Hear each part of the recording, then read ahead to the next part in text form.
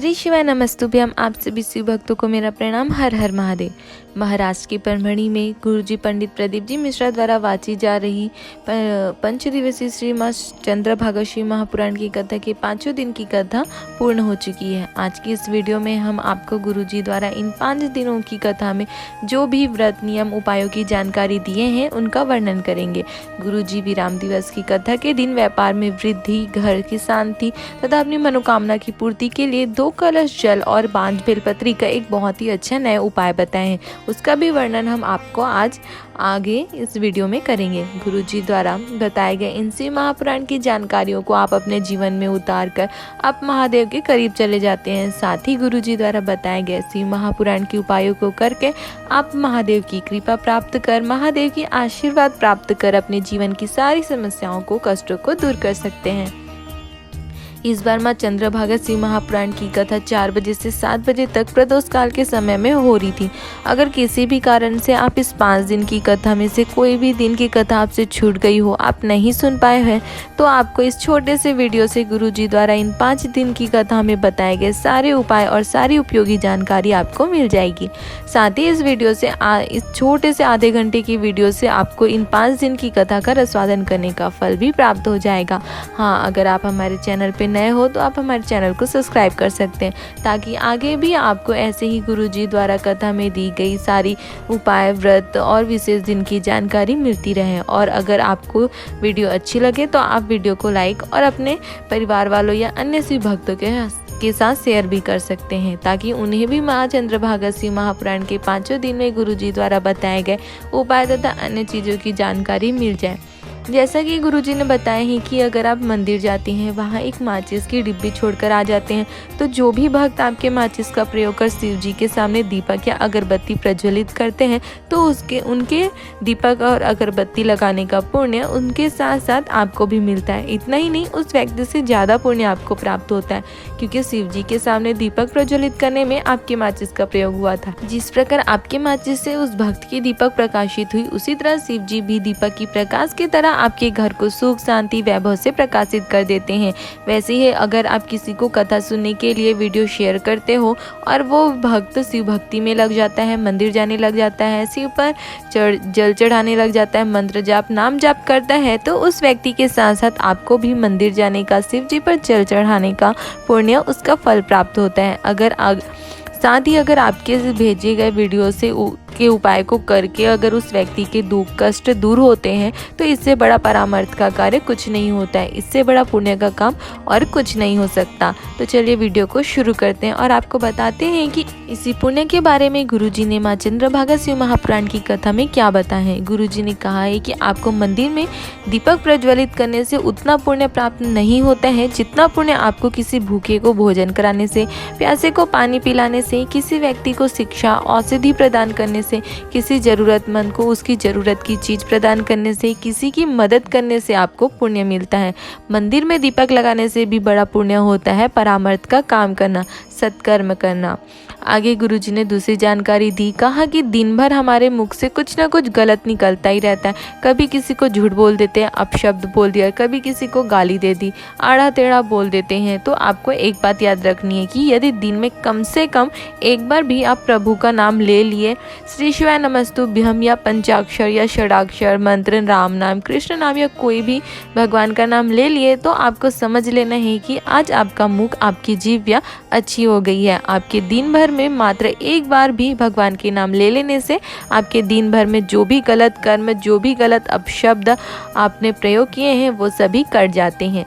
तीसरी जानकारी गुरुजी ने कहा कि जब आप 1 लोटा जल शिव जी पर समर्पित करते हैं, तो वो 1 लोटा जल नहीं होता है, वह आपके घर के सारे दुख, कष्ट, तकलीफ होते हैं जिन्हें आप महादेव को सौंप देते हैं। और जैसे महादेव ने विष पिया था, वैसे ही वे आपके दुख कष्टों को, आपके जीवन के विष को अपनाकर आपको सुख और खुशियाँ प्रदान करते हैं, आपको अमृत प्रदान करते हैं। चौथी जानकारी गुरुजी ने दी, कहा कि जिसकी पत्नी और पुत्र श्रेष्ठता से उसका सम्मान करते हो, अर्थात पत्नी अपने पति का सम्मान करती हो, बेटा अपने पिता का सम्मान करते हो, तो सारे तीर्थ उस व्यक्ति के घर में विराजमान है। इस प्रकार का सुख आपको और कहीं भी नहीं मिल सकता है। और जिस घर में बेटा और पत्नी पति से सीधे मुंह बात नहीं करते, पत्नी चिल्लाने को दौड़ती है, तो उन पतियों से गुरुजी ने कहा कि क्यों तुम सुबह से लेकर रात 10 बजे तक काम करते हो? क्या मतलब है तुम्हारे इतने धन जोड़ने का जब तुम्हारा सम्मान ही नहीं हो रहा? पांचवी जानकारी गुरुजी ने कहा कि हम इस व्यासपीठ से कहना चाहेंगे कि स्वयं संत तुकाराम जी ने अपने अभंग में माँ चंद्रभागा को अपनी बहन कहा है और बताया कि केवल उनके शरणागति में पहुंचकर उसमें स्नान करने से लोगों के पाप कट जाते हैं। उसके बाद संत तुकाराम जी कहते हैं कि उसी प्रकार किसी संत, तपस्वी, साधक, उपासक इनके दर्शन कर लेने मात्र से ही लोगों के पाप कट जाते हैं। छठवीं जानकारी गुरुजी ने कहा कि आप एकांत में बैठकर भी श्री शिवाय नमस्तुभ्यं मंत्र बोल देते हैं तो वो भी महादेव स्वीकार कर लेते हैं। श्री शिवाय नमस्तुभ्यं मंत्र का जाप कर लेने मात्र से आपको 1000 अश्वमेध कराने का पुण्य प्राप्त होता है, उसका फल प्राप्त होता है। इतना ही नहीं, जाप करने वाले व्यक्ति के मुख का दर्शन मात्र कर लेने से आपके सारे कार्य सिद्ध हो जाते हैं। सातवीं जानकारी गुरुजी ने कहा कि अगर आपको शिव जी पर जल चढ़ाने नहीं आता, पूजन करते नहीं बने, बेलपत्र चढ़ाते नहीं बने, कोई मंत्र बोलते नहीं बने, तो एक काम करो, शंकर भगवान के मंदिर में जाकर झाड़ू लगाना शुरू कर दो, अर्थात शंकर भगवान के मंदिर में साफ सफाई का काम शुरू कर दो। इससे भी महादेव प्रसन्न होकर आपकी सारी परेशानियों को, कष्टों को दूर कर देते हैं, यह निश्चित है। आठवीं जानकारी गुरुजी ने कहा, हमारे देश में ऐसी कई नदियां हैं जहां आप स्नान नहीं करोगे, मात्र उनके घाट पर बैठ जाओगे तो इतना ही कर देने से उस नदी का तप आपको प्राप्त हो जाता है। उन्हीं पवित्र नदियों में से एक पवित्र नदी है माँ चंद्रभागा, जिसके घाट में बैठने मात्र से आपके सारे पाप कटने लगते हैं। आगे गुरुजी ने बताया कि बुद्ध धर्म के अंतर्गत माँ चंद्रभागा नदी के जल को अमृत तुल्य बताया गया है और बुद्ध धर्म माँ चंद्रभागा के जल को स्वर्ग से आया हुआ जल कहते हैं। गुरुजी ने सभी से कहा कि आपने चंद्रभागा नदी में स्नान किया, उसके घाट में बैठकर हरि विठ्ठल का नाम जाप किया, सभी ने किया होगा, पर क्या आपने कभी चंद्रभागा नदी से कहा है कि पौत्री के घर में जैसे हरि विठ्ठल और महादेव आए थे, उसी तरह हम भी आपके जल को कलश में भरकर अपने घर ले जा रहे हैं, तो उसी तरह से हमारे घर में भी हरि विठ्ठल और महादेव पधारे, ऐसी आप कृपा करें। अब से जब भी आप माँ चंद्रभागा नदी के तट पर जाएं तो आपको माँ चंद्रभागा नदी के जल को कलश में लेकर घर आते समय माँ चंद्रभागा से आपको यह प्रार्थना अवश्य करना है। नौवीं जानकारी गुरुजी ने बताया कि शिवलिंग में जल चढ़ाने का फल जल चढ़ाने वाले को तो प्राप्त होता ही है, साथ ही साथ उसके पूरे परिवार को भी शिव जी पर उस एक लोटा जल को चढ़ाने का फल प्राप्त होता है। आगे गुरुजी ने कहा कि उज्जैन के ऋणमुक्तेश्वर मंदिर में यहाँ तक लिखा है कि शिव जी पर मात्र एक लोटा जल चढ़ाने से उस व्यक्ति की 71 पीढ़ियां तर जाती है। इतना महत्व होता है उस एक लोटे जल में। 10वीं जानकारी गुरुजी ने बताया कि आप अपने हाथ की लकीरों को अपने मुट्ठी में बंद कर सकते हो, हाथ की लकीरों पर काबू कर सकते हो, पर भाग्य को काबू नहीं कर सकते। भाग्य को काबू केवल जिसने भाग्य बनाया है, मेरे महादेव, वही बदल सकते हैं। गुरुजी ने कहा कि उनकी शरण में जाकर उनको नमन कर आप अपने भाग्य को बदल सकते हो, सुख प्राप्त कर सकते हो। 11वीं जानकारी गुरुजी ने कहा कि बहुत लोग ऐसे होते हैं जो शिव महापुराण का विरोध करते हैं, हमारा विरोध करते हैं। हमने बताया कि शिव जी के जलाधारी के दाएं तरफ गणेश जी, बाएं तरफ कार्तिकेय जी, बीच में माता अशोक सुंदरी, माता पार्वती का हस्तकमल और शिवलिंग, तथा ऊपर में से जो जल नीचे शिव जी पर टपक रहा होता है, उस पात्र में शिव जी की 5 बेटियां जया, विसहरा, साम्रीपारी, दौतली और देव का स्थान होता है। हमने शिव जी पर जल चढ़ाने का सही तरीका बताया कि पहले जल गणेश जी के स्थान पर, फिर कार्तिकेय जी के स्थान पर, फिर माता अशोक सुंदरी और फिर माता पार्वती के हस्तकमल और अंत में शिव जी पर चढ़ाया जाता है। तो इसका विरोध करने लगे लोग, कहते हैं कि पहले तो लोग सिर्फ शिवलिंग पर ही जल चढ़ाते थे, आपने तो शिव जी का पैर बता दिया, गणेश जी, कार्तिकेय जी का स्थान बता दिया। तो गुरुजी ने उन विरोध करने वालों से कहा कि अगर आप शिव जी के चरण पकड़ोगे तभी तो शिव जी हमें अपनी संतान समझेंगे, हमारी सुनेंगे, ये निश्चित है, ये शिव तत्व की उदारता है। लेकिन अगर तुम सीधे शिवलिंग पर जल चढ़ाओगे, उनका गला पकड़ोगे, तो थोड़ी शिव जी तुम्हें अपने शरण में लेंगे। 12वीं जानकारी गुरुजी ने बताया कि अगर आप किसी मनोकामना से जल चढ़ाते हैं तो आपको जल सबसे पहले जलाधारी के दाएं तरफ गणेश जी के स्थान पर, फिर बाएं तरफ कार्तिकेय जी के स्थान पर, फिर बीच में माता अशोक सुंदरी के स्थान पर, फिर आपको माता पार्वती के हस्तकमल और अंत में शिव जी के शिवलिंग पर चढ़ाना है। फिर जब जल चढ़ाने के बाद आपको अपनी मनोकामना और श्री शिवाय नमस्तुभ्यम मंत्र का जाप करते हुए आपको गणेश जी, कार्तिकेय महाराज और अशोक सुंदरी के स्थान पर स्पर्श करना है। बस इतना ही करने से जल चढ़ाने के बाद माता अशोक सुंदरी, गणेश जी, कार्तिकेय जी महाराज के स्थान पर स्पर्श करने से महादेव आपकी सारी मनोकामना पूर्ण कर देते हैं। 13वीं जानकारी गुरुजी ने कहा कि जो व्यक्ति हमारे धर्म की निंदा करते हैं, हमारे घर के व्यक्तियों की निंदा करते हैं, हमारे परिवार वालों की निंदा करते हैं, हमारे शिव की निंदा करते हैं, तो ऐसे व्यक्ति के पास आपको कभी भी नहीं जाना चाहिए, चाहे वो व्यक्ति कोई भी हो। 14वीं जानकारी गुरुजी ने बताया कि माँ गंगा आपके पाप धो देती है। यमुना के जल का मात्र पान कर लेने से जीवों को मोक्ष प्रदान कर देती है। नर्मदा जी का दर्शन जीवों को मुक्ति प्रदान कर देती है। माँ ताप्ती का नाम जीवों को मुक्ति प्रदान कर देता है। पर इन सारी नदियों में सिर्फ एक नदी ऐसी है, माँ चंद्रभागा, जो महादेव की प्रिय है, आनंद देने वाली है, हरि विठ्ठल को शिव से मिलाने वाली है। माता चंद्रभागा ऐसी नदी है जो अपने तप को स्नान करने वाले को या दर्शन करने वाले को या मात्र माँ चंद्रभागा की रज को, रेत को किसी के शरीर पर लग जाए तो माँ चंद्रभागा अपने 1000 वर्षों के तप को उस व्यक्ति को दे देती है और आपको शिव से मिला देती है।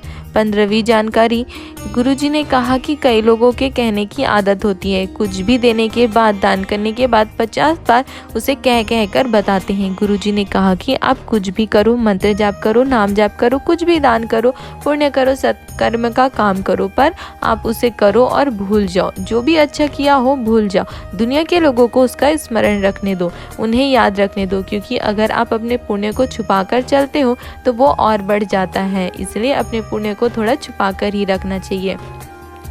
16वीं जानकारी गुरुजी ने कहा कि बहुत से बेटा बेटियां प्रश्न करते हैं कि शिवलिंग पर बेलपत्र और शहद चिपकाने से क्या होता है, जल चढ़ाने से क्या होता है। तो उनका उत्तर गुरुजी ने एक भक्त के बहुत ही सुंदर पत्र को पढ़कर दिया। उस भक्त ने पत्र में लिखा था कि मेरा बेटा सरकारी नौकरी के लिए 2020 से तैयारी कर रहा था। उसने इसरो का भी परीक्षा दिया था, फिर लॉकडाउन लग गई और लॉकडाउन के बाद फिर से उसकी परीक्षा थी और उसी पर लॉकडाउन में हमने आपकी कथा सुनना प्रारंभ किया। एक लोटा जल और एक बेलपत्री शिव जी पर चढ़ाना शुरू किया। इसके बाद पहले के पेपर में मेरे बेटे के अच्छे नंबर आ गए। फिर उसने दूसरे और तीसरे परीक्षा की तैयारी करने में लग गया। हमने पशुपति व्रत भी किया और साथ ही एक लोटा जल रोज शिव जी पर चढ़ाते थे। इसके बाद मेरा बेटा दूसरे और तीसरे परीक्षा दोनों परीक्षाओं में पास हो गया और मेरे बेटे का ऑल इंडिया रैंक में तीसरे नंबर पर नाम आया। मेरे बेटे की इसरो में सरकारी नौकरी लग गई। उसी का आभार व्यक्त करने के लिए मैं कथा पंडाल में आई हूँ। फिर गुरुजी ने उस बालक को व्यासपीठ पर बुलाया और उस बालक को उसकी सफलता, उसकी मेहनत, भोलेनाथ पर उसके विश्वास को देखते हुए उन्होंने उस बच्चे की कामयाबी के लिए अपने आशीर्वाद के रूप में अपना शॉल उस बालक को दिया। साथ ही जजमान सांसद जी को व्यासपीठ पर बुलाकर उस बालक की सफलता तथा पूरे भारत में महाराष्ट्र का नाम ऊंचा करने के लिए उसे हार भेंट करवाए। सिर्फ महादेव पर विश्वास होना चाहिए, फिर सफलता आपको मिलना तय है। चाहे आप जिस चीज़ भी की चाह रखते हो, किसी व्यापार की, किसी नौकरी की या फिर किसी भी चीज़ की, अपनी मेहनत के साथ साथ भोलेनाथ का आशीर्वाद प्राप्त करने के लिए आप रोज शिव जी पर मात्र एक लोटा जल चढ़ाते रहो। उस पर विश्वास बनाए रखो, मेरा महादेव आपको सब कुछ दे देगा। 17वीं जानकारी गुरुजी ने कहा कि बहुत कम लोग होते हैं जो आपको काम, क्रोध, आसक्ति, वासना से दूर ले जाते हैं और ऐसे लोग कभी भी आपका गलत नहीं सोच सकते, कभी आपका गलत नहीं कर सकते। वे लोग होते हैं आपके माता, पिता, बहन और भाई, जो आपको जीवन में हमेशा सही राह दिखाते हैं, आपके अच्छे के बारे में सोचते हैं बिना किसी स्वार्थ के। 18वीं जानकारी दी गुरुजी ने कहा कि वक्ता समझाए और तुम समझ जाओ तो इसमें श्रेष्ठता है, और अगर आपने वक्ता की नहीं सुनी और फिर बाद में वक्त ने आपको समझाया तो फिर आपको रो रो कर समझना पड़ता है।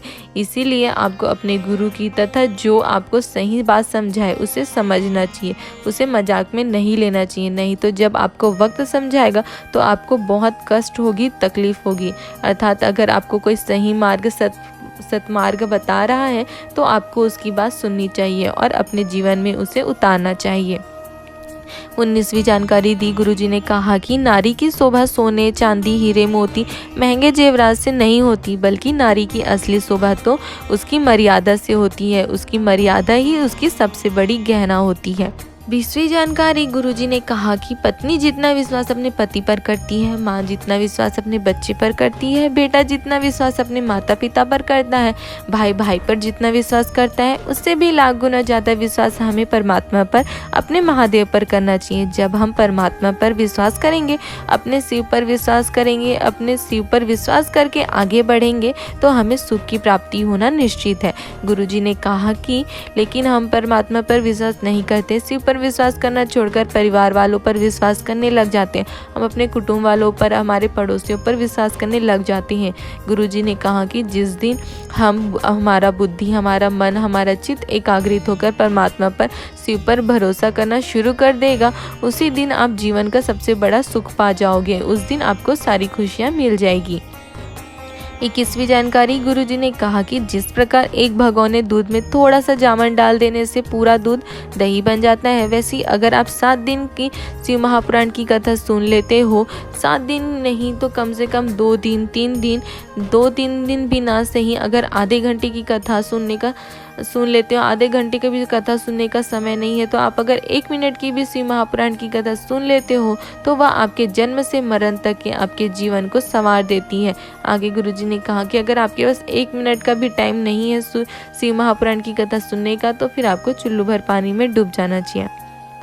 22वीं जानकारी गुरुजी ने कहा कि भगवान नहीं कहते हैं कि आप मेरे पास 24 घंटा बैठो, मेरे लिए अपने परिवार को, अपने कुटुंब को छोड़कर आप गंगा जी के घाट पर जाकर बैठ जाओ या यमुना तट पर, सरयू के तट पर चले जाओ, तपस्या करने लग जाओ। बल्कि भगवान कहते हैं कि अगर आपको कुछ छोड़ना ही है तो आप अपने अंदर की बुरी आदतों को छोड़ो, व्यसन को छोड़ो, मदिरा पान जुआ की आदत को छोड़ो। आगे गुरुजी ने कहा कि लोग अपने को बदलना छोड़कर दूसरों को बदलने में लगे रहते हैं।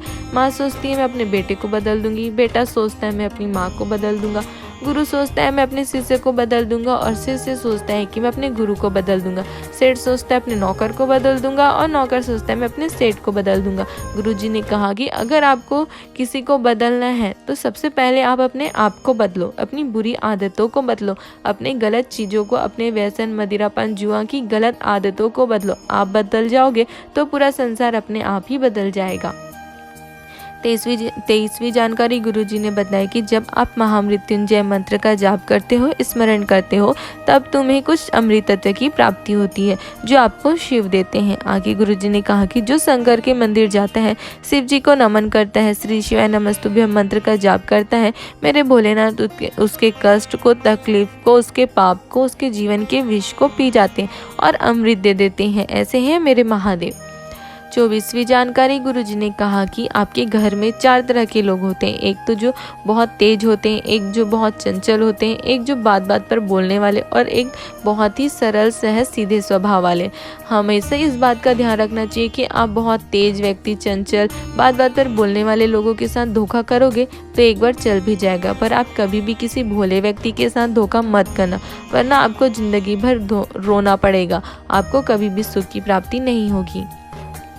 25वीं जानकारी गुरुजी ने कहा कि हम रोज गंगा स्नान के लिए हरिद्वार नहीं जा सकते, प्रयागराज नहीं जा सकते, हम रोज गंगा, यमुना, मंदाकिनी, चंद्रभागा, कावेरी का स्नान करने के लिए नहीं जा सकते।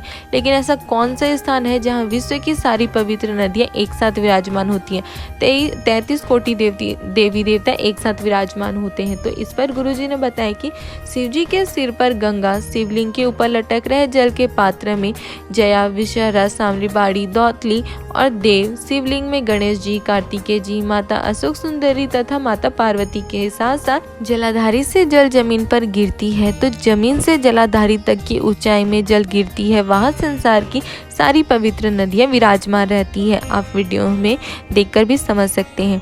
तथा जमीन से जल जितनी दूर तक बह के जा रही होती है वहाँ 33 कोटि देवी देवता विराजमान होते हैं। 26वीं जानकारी गुरुजी ने मंदिर और शिवालय में अंतर बताए। गुरुजी ने कहा कि मंदिर का अर्थ होता है जहाँ भगवान एक जगह पर स्थिर होकर विराजमान हो जाते हैं, बैठ जाते हैं, लेकिन शिवालय का मतलब होता है जहाँ पर रोज भगवान मंदिर से निकल कर जाते हैं। शिवालय में शंकर भगवान का नियम है कि वो रोज रोज प्रदोष काल के समय में नंदी पर बैठकर भ्रमण के लिए जाते हैं। इसलिए नंदी हमेशा शिवालय के बाहर में बैठे रहते हैं और अपने भक्तों की पुकार सुनते हैं। यही कारण था कि इस बार की माँ की कथा भगवान शिव के भ्रमण काल में अर्थात 4 बजे से 7 बजे तक प्रदोष काल में चल रही थी। 27वीं जानकारी गुरुजी ने कहा कि आप अपना हाथ शिव जी को पकड़ा कर तो देखो, फिर देखना कि शिव जी आपको क्या देता है। अर्थात आप 1 लोटा जल शिव जी पर चढ़ाने के लिए अपना हाथ तो आगे बढ़ाओगे तो महादेव उस आपके हाथ को पकड़ लेंगे। शुगर, बीपी, थायराइड, गठन, कोई भी बड़ी से बड़ी बीमारी हो, कोई भी परेशानी हो, आप डॉक्टर को अवश्य दिखाओ, दवाई लो, औषधि लो, पर उसके साथ साथ एक बार आप मेरे महादेव पर पूर्ण विश्वास रख के 1 लोटा जल चढ़ाओ, उसके द्वार पर जाओ, आपका दुख, आपकी बीमारी सब कट जाएगी। जिसको 20 साल तक बच्चे नहीं हुए थे उसकी भी झोली भरी है मेरे महादेव ने। जिसकी किडनी, लीवर तक खराब हो गई थी उसे भी मेरे महादेव ने ठीक किया है। मेरे महादेव कब आते हैं और कब आपको देकर चले जाते हैं आपको पता भी नहीं चलता। केवल आप शिव महापुराण की कथा सुनते हैं तो वो आपके अंदर आकर बैठ जाते हैं औषधि के रूप में और आपकी सारी समस्याओं को काट देते हैं और दूर कर देते हैं। 28वीं जानकारी गुरुजी ने कहा कि कई लोग पूछते हैं कि हमने तुलसी की माला पहनी है तो क्या हम रुद्राक्ष की माला नहीं पहन सकते। तो गुरुजी ने कहा कि किसने आपको मना किया है, किस पुराण में, किस वेद में लिखा है कि तुलसी की माला पहन ली तो रुद्राक्ष की माला नहीं पहन सकते हैं, रुद्राक्ष की माला पहन ली तो तुलसी की माला नहीं पहन सकते। गुरुजी ने कहा कि आप पहनो, आप दोनों माला एक साथ पहन सकते हो। गुरुजी ने उदाहरण दिया कि जैसे डॉक्टर भी कभी भी एक दवाई नहीं देता है, कोई भी समस्या हो उसके लिए 2-3 अलग अलग दवाई देते हैं। इसलिए आपको भी रुद्राक्ष रूपी और तुलसी रूपी दोनों गोली अपने पास रखना चाहिए। इसलिए आप रुद्राक्ष और तुलसी दोनों ही माला आप पहन सकते हो। 29वीं जानकारी गुरुजी ने कहा कि थोड़ा सा दुख आता है, तकलीफ आता है, कष्ट आता है तो हम सबसे पहले अपनों के पास अपने परिवार वालों को फ़ोन लगाने चले जाते हैं, उनसे कहते हैं, तभी भी वो काम नहीं होता है, कष्ट तकलीफ दूर नहीं होती है, तब फिर हम आखिरी में ना जाने कहाँ कहाँ चले जाते हैं, कहीं तंत्र में, कहीं विद्या में, कहीं जादू टोने में चले जाते हैं। गुरुजी ने कहा कि शिव महापुराण की कथा कहती है जो एक बार शिव के पास पहुँच गया, जो एक बार शिव का हो गया, शिव के शरण में चले गए, शिव आपके हो गए तो फिर आपको कहीं भी जाने की ज़रूरत नहीं है, कहीं भी भटकने की ज़रूरत नहीं है। महादेव आपके सारे तकलीफ़ों को, दुखों को दूर कर देंगे।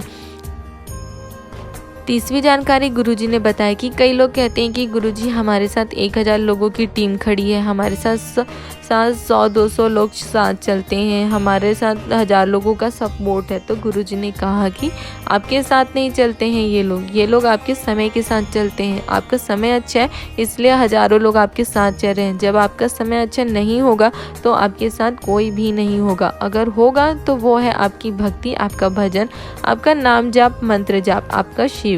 इसलिए कभी भी आपको कभी भी अपने अंदर अहंकार नहीं आने देना चाहिए। थोड़ा सा समय निकाल कर आपको नाम जाप, मंत्र जाप जरूर करना चाहिए।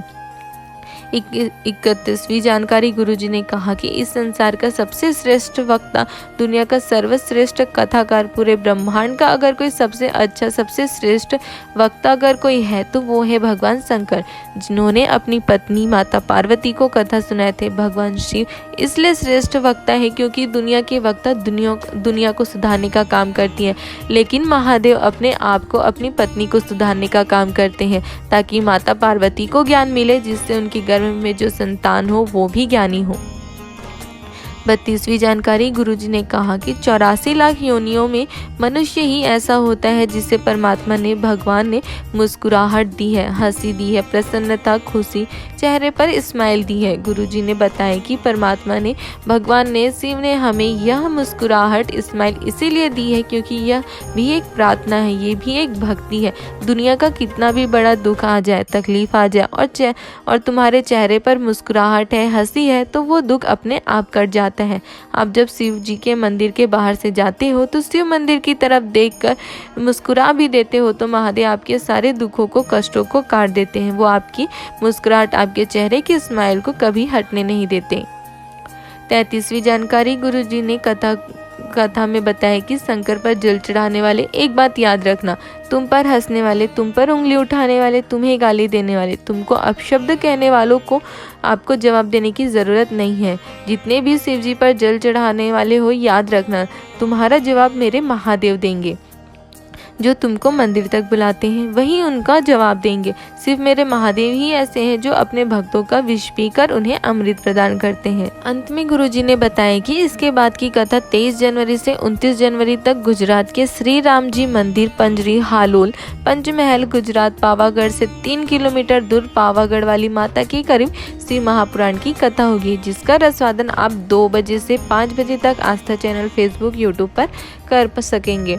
साथ ही गुरुजी ने बताया कि गुजरात में होने वाली इस शिव महापुराण की कथा का नाम श्री राम शिव महापुराण की कथा होगी, जिसमें आपको पता चलेगा कि श्री राम भगवान जब अयोध्या से लंका तक गए थे तो उन्होंने इसके बीच में भगवान राम ने कितनी बार शिवलिंग का निर्माण किया और कितनी बार पूजन करी, कितनी बार जल चढ़ाया। पूरे राम पथ गमन में राम जी द्वारा निर्माण किए गए शंकर भगवान के बारे में विस्तृत जानकारी आपको 23 जनवरी से 29 जनवरी तक पावागढ़ में होने वाली कथा में मिलेगी। साथ ही गुरुजी ने बताया कि गुजरात की कथा संतों की कथा है, अर्थात वहाँ की कथा संत लोग करवा रहे हैं जो त्यागी हैं, जो अपने घर परिवार छोड़कर वैरागी बने हैं। और उन संतों को कथा करवाने के लिए अमेरिका की स्त्री जिन्हें कोरोना हो गया था, साथ ही उनके पेट में जो बच्चा था उसे भी कोरोना हो गया था, अमेरिका के डॉक्टरों ने कह दिया था कि ये बच्चा नहीं बच सकता है, इसे निकलवा दो। फिर भारत की एक माता ने उस महिला को श्री महापुराण कथा की बारे में बताया, कहा कि यूट्यूब फेसबुक पर टीवी पर जो कथा आ रही है उसे सुने और बच्चे को भी पेट में रहने दें। उन्होंने अमेरिका में ही अपने मोबाइल से कथा सुनना प्रारंभ किया। दूसरी बार जब चेक करवाने के लिए हॉस्पिटल गई तो डॉक्टर भी आश्चर्य में आ गए और कहा कि इस बच्चे की धड़कन नहीं चल रही थी, वो अब धड़कना चालू कर दी है। वो स्त्री अमेरिका से सब खर्चा उठाकर यहाँ पावागढ़ के पास संतों के पास से यह कथा करवा रही है। महाराष्ट्र से जाते जाते गुरुजी ने एक उपाय बताया, कहा कि अगर आपको लगता है कि आपका व्यापार नहीं चल रहा, आपके घर में शांति नहीं है, कोई काम है जो नहीं हो रहा है, तो आप यह उपाय अवश्य करना। यह बहुत ही नया उपाय है जो गुरुजी ने इससे पहले यह उपाय और नहीं बताए थे। तो आपकी कोई मनोकामना हो तो भी आप ये उपाय कर सकते हैं। इसके लिए आप शिव जी के मंदिर 2 कलश जल और 5 बेलपत्री लेकर जाइए। दोनों लोटा जल एक के ऊपर एक रख ले और नीचे 5 बेलपत्री। शिव जी के मंदिर में शिव जी पर सबसे पहले 5 बेलपत्र, फिर आपको ऊपर वाले कलश के जल को शिव जी पर समर्पित करना है। फिर दूसरा कलश जो लेकर गए हो उस कलश के जल को आपको बेलपत्री के पेड़ के नीचे चढ़ाना है और उसी बेलपत्री के नीचे जहाँ माँ लक्ष्मी 24 घंटे रहती है, माँ सरस्वती का निवास है, 64 योगिनियाँ जहाँ निवास करती है, 33 कोटि देवी देवता जो बेलपत्र के पेड़ के नीचे निवास करते हैं, उसी बेलपत्री के पेड़ के नीचे 1 मिनट बैठकर आपको श्री शिवाय नमस्तुभ्यम मंत्र का जाप करना है और अपने दिल की बात मेरे भोलेनाथ से प्रार्थना करनी है और घर आ जाना है। बाबा 3 महीने में आपकी सारी मनोकामना पूरी कर देंगे, यह निश्चित है।